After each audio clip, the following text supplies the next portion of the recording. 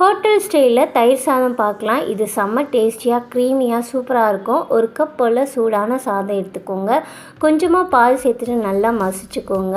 இப்போ ஒரு கரண்டி அளவுக்கு தயிர் சேர்த்துட்டு கெட்டியான தயிராக இருக்கணும். அதையும் சேர்த்துட்டு நல்லா மசிச்சுக்கோங்க. இந்த மாதிரி இருக்கணும். இப்போ இதுக்கு ஒரு தாளிப்பு கொடுத்துடலாம். கொஞ்சமாக எண்ணெய் சேர்த்துக்கோங்க. முந்திரி, கடலைப்பருப்பு இது ஃபஸ்ட்டு வறுபட்டதுமே நம்ம கடுகு, ஜீரகம் சேர்த்துக்கலாம். அப்போ தான் எல்லாமே ஒன்று போல் வறுத்து வரும். இப்போ ஒரு ஆஃப் பச்சை மிளகாவை கட் பண்ணி குட்டி குட்டியாக சேர்த்துக்கோங்க. கொஞ்சமாக பெருங்காயம் தூள் சேர்த்துட்டு இப்போ நம்ம மசிச்சு வச்சுருக்க தயிர் சாதத்தில் இதில் சேர்த்துக்கலாம்.